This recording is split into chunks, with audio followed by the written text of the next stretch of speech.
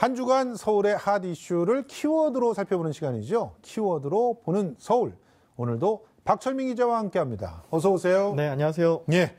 자, 첫 번째 키워드부터 살펴볼까요? 예. 자, 첫 번째 키워드. 내년부터는 모두 다 같이입니다.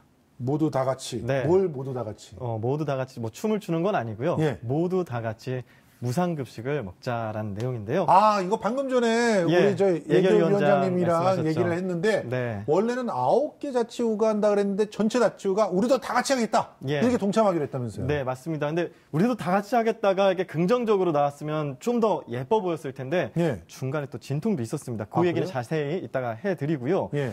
내년부터 서울시 전역에 고교 3학년 학생들을 대상으로 해서 친환경 무상급식이 제공이 됩니다. 예. 지난달 29일에 서울시와 시교육청이 9개 자치구, 말씀하신 것처럼 25개 자치구 중에 9개만 시범으로 하기로 했었는데 예.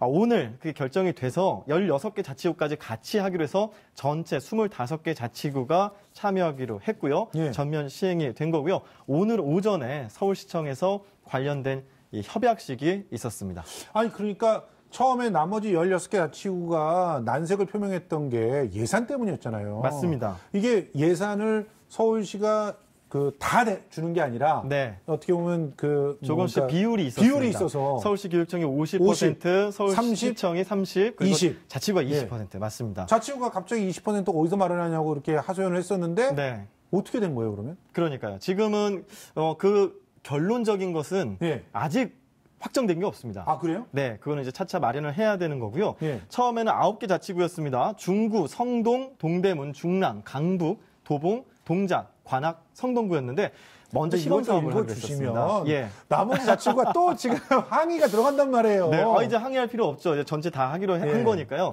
안 그래도 이 외에 16개 자치구에는 항의 전화가 빗발쳤다고 합니다. 맞아요. 이 학부모들이 그 소식 들었거든요. 이게 자치구에 거주하는 학생들이 아니라 그 자치구에 해당하는 학교에 지원이 되는 거라서 맞아요. 그렇기 때문에 그 학교에 다니고 있는 학생들 중에는 이 자치구에 다니는 학생도 있겠지만 타 자치구에서 오는 학생들도 있단 말이죠. 꽤 많죠. 그러면 형평성에 문제가 생기니까 학부모들이 왜 우리 자치구는 빠지는 거냐, 우리 아이가 다니는 학교는 왜 빠지는 거냐 해가지고 많은 항의가 있었다고 합니다. 이런 여론을 의식한 것도 있었고요. 재정적인 부담이 상당했기 때문에 이 재정적인 방법을 마련하기 위해서 좀 전전긍긍했던 것 같습니다. 하지만 이 보편적인 복지라는 대승적인 차원에서 모두 다 같이 해보자라고 결론이 난 것 같습니다.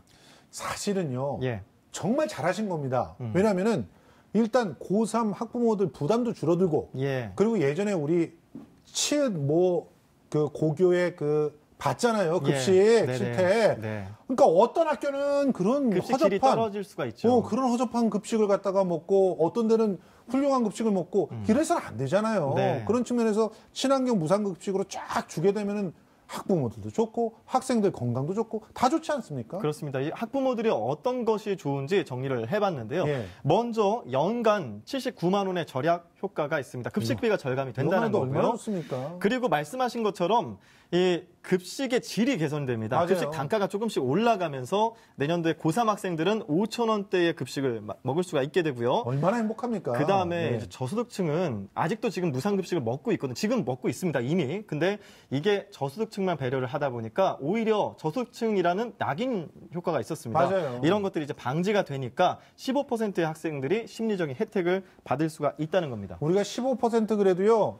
무려 4만 명에 가까운 학생들이 여태껏 상처받으면서 공짜로 급식 먹는다는 그런 죄책감 아닌 죄책감을 갖고 있었단 말이에요. 이런 거 사라지는 것만 해도 얼마나 이후에 큰 혜택으로 돌아올지 한번 생각을 해봤으면 좋겠습니다. 네, 근데 이제 문제는 예산인데 아까 그 질문을 주셨기 때문에 답변을 드리면 이 예산 편성은 아직은 확정된 게 없습니다. 16개 자치구에 대해서도 서울시가 예산을 편성해야 되는데 그게 아직 확정이 되지 않았고 아니, 또 아까 하나 예결위원장님께서 약속하셨는데 약속은 하셨죠. 500억 한다 그랬는데 물론 네. 자치구에서 또 예산을 만드는 게 굉장히 어렵지 않을까. 자치구는 적게는 10억 그리고 많게는 20억 정도 학생들 비율에 따라서 조금씩 상이할 것 같습니다. 그리고 또 하나가 서울시 교육청에서 이 무상급식을 50%를 제공하기 때문에 그러면 학교의 어떤 시설 보수나 이런 비용이 줄어드는 거 아니냐, 삭감되는 거 아니냐 하는데 서울시 교육청은 그런 문제는 없다. 무상급식과 학교 시설 보수 예산은 따로 편성이 되기 때문에 걱정하지 않아도 된다라고 답변을 했습니다. 알겠습니다. 네. 그런 뭐 가짜 뉴스를 또 퍼뜨리는 일부 분들이 있는데 이제 그 거짓말이라는 거 기억해 예. 주셨으면 좋겠습니다. 자, 두 번째 키워드 한번 보겠습니다. 네. 두 번째 키워드는 10곳 중 4곳이 폐업 위기다입니다. 아니 기분 좋은 소식을 시작했는데 갑자기 또 이거 굉장히 암울한 소식이 나올 것 같아요. 이게 뭐예요? 예, 이거는 이제 알아두시면 소비자분들이 피해를 막을 수가 있을 텐데요. 바로 상조업체입니다. 상조업체. 그중에서도 서울시 소재 부실 상조업체 46곳 중에서 18곳이 이렇게 폐업 위기라고 합니다. 장례를 치워주는 곳이잖아요. 맞습니다. 근데 여기는 미리 그 장례가 있기 전에 돈을 조금씩 모아가지고 나중에 한꺼번에 받는 건데 갑자기 문을 닫아버리면 그 돈들 다 날아가는 거 아니에요? 그렇습니다. 그렇다 보니까 이 가입한 상조업체가 만약에 이렇게 폐업을 하게 되면 소비자들이 피해를 보게 되는 건데요. 예. 선수금이라는 걸 먼저 주기 때문이죠. 예. 서울시가 실태 점검을 했습니다. 역시나 이런 문제가 드러나게 된 건데요. 예. 민생사법경찰단이 불법성이 의심되는 7곳을 수사했고요. 예. 대표이사 등 15명의 형사 입건했고 예. 또 그 외에 30곳에는 행정 조치를 했습니다. 또 10개 업체는 수사 의뢰를 할 예정이라고 합니다. 참, 이 소비자들의 입장에는 정말 가슴이 아픈 상황이에요. 예. 상조업체를 미리미리 준비하지 않을 수는 없고, 그런데 그래서 미리 좋은 데라고 생각해서 준비를 해놨는데 중간에 문 닫으면 그냥 아까운 돈이 날아가는 것이고, 네. 지금 어떻게 대처를 해야 될지 정말 막막하거든요. 네. 그 그래서 방법이 있습니까? 준비를 해봤습니다. 예. 혹시라도 이 상조업체를 잘못 선택하는 경우도 있을 것이고요. 네. 폐업 위기에 놓이는 상조업체를 또 자기가 당할 수도 있는 건데 그러니까요. 5가지를 체크해 보면 됩니다. 먼저 내가 가입한 상조업체가 있다면 이 정보는 어디서 볼 수 있나? 공정거래위원회 홈페이지 가면 볼 수 있습니다. 아하. 네, 그래서 확인을 하고요. 그 상태에서 내가 가입한 이 상조업체가 자본금이 얼마인지, 아하. 자본금이 15억 원이 이상이 돼야지 합법적으로 유지가 되는 상조업체라는 거 아셔야 예. 돼요. 그러니까 사업자 정보 공개를 클릭해서 선불식 할부거래업자라는 데를 클릭을 하면 상조업체 명칭이 나옵니다. 예. 자기 업체를 찾아서 15억 원의 자본금이 있는지를 체크를 해야겠습니다. 다음으로 내가 납입한 금액 중에 50%가 보전이 되거든요. 예. 선수금 보전 기관이 어디인지 명시가 되어 있는지 아하. 되어 있다면 어디인지를 확인해야 되고요. 예. 자, 그리고 다음으로 또 확인할 것이 있습니다. 네, 다음 페이지가 있는데요. 나의 연락처와 주소, 예치금 정보가 거기에 상조업체에 잘 등록이 돼 있는지 예. 공제조합에 전화를 하면 예치기관이 확인이 된다고 합니다. 이런 게 없으면 사기군요. 그러니까. 그렇습니다. 예. 그리고 또 상조업체에서 폐업이나 이런 걸 하더라도 피해 보상을 받을 수가 있지 않겠습니까? 예. 하지만 서류가 없으면 안 됩니다. 소비자 피해 보상 증서나 상조 계약서 같은 거는 필히 보관을 해야겠습니다. 알겠습니다. 네. 오늘 저희가 알려드린 5가지만 기억하셔도 네. 상조업체 사기를 상당히 예방할 수 있을 것이다 생각이 듭니다. 네. 자, 마지막 키워드로 가보겠습니다. 네. 마지막 키워드는 솜방망이는 이제 그만입니다. 솜방망이는 항상 처벌과 함께 따라다니는 맞습니다. 말이에요. 네. 솜방망이 처벌이 이제 그만이다. 그러면 뭔가 기업들의 비리들에 대해서 확실하게 이제 처벌하겠다는 그런 얘기인가요? 그것도 필요하죠. 하지만 예. 지금 여기서 말하는 거는 최근에 불거졌던 숙명여고 비리 사건 때문에 이 학교생활기록부, 학생부에 대한 비리를 근절하겠다라는 서울시 교육청의 의지입니다. 그렇군요. 지금 이제 서울시 교육청이 관리에 나서기로 한 건데요. 학생부를 허위로 적거나 부당하게 손댄 교사에게 경고나 주의가 아닌 처벌을 강화하기로 했습니다. 맞아요. 이전까지 이 학생부를 조작한 거 이건 명백한 범죄임에도 불구하고 네. 실제로 굉장히 처분이 가벼웠단 말이에요. 맞습니다. 이거를 이제 강화시키면 얼마만큼 강화시킬 수 있는 거예요? 네, 그동안은 다음부터는 그러지 말라라는 정도의 그 경고나 주의만 줬다라고 합니다. 하지만 앞으로는 학생부를 거짓으로 기재하거나 부당하게 고쳤다가 교육청의 감사에 적발되면 파면, 해임, 강등, 정직, 감봉, 견책 등의 강력한 징계가 내려지게 됩니다. 맞습니다. 경고나 주의 이거는 쉽게 말해서 네. 승진이나 이런 데 아무 문제가 없어요. 네. 예, 이번에 사실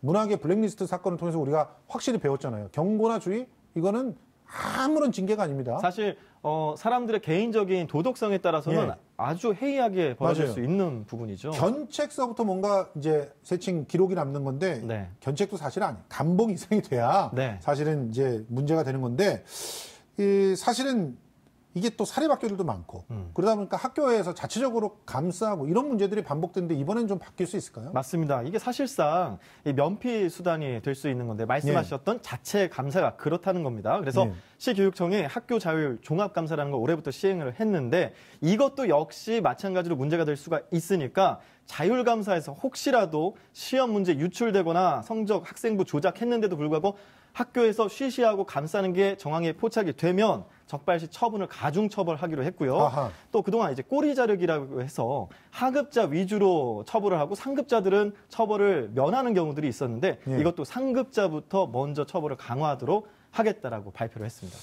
이 학교 자율 종합감사라고 하는 게 학교에서 스스로 외부의 전문가를 데려다가 감사를 받는 거잖아요. 맞습니다. 근데 이 외부 전문가하고 짬짬이해가지고 문제됐으면 나중에 더 크게 처벌받을 수 있게 한다. 그렇습니다. 잘 지켜져야 될 텐데 맞습니다. 어떻게 지켜지게 될지 우리가 먼저 좀 그야말로 감시의 눈초리를 뜨고 지켜봐야 될 것 같습니다. 학교가 사실은 우리 아이들 미래를 키우는 곳이기 때문에 더욱더 엄정해야 되지 않을까 생각을 하면서 앞으로 잘 지켜지길 기대합니다. 박철민 기자와 함께했습니다. 고맙습니다. 네, 고맙습니다.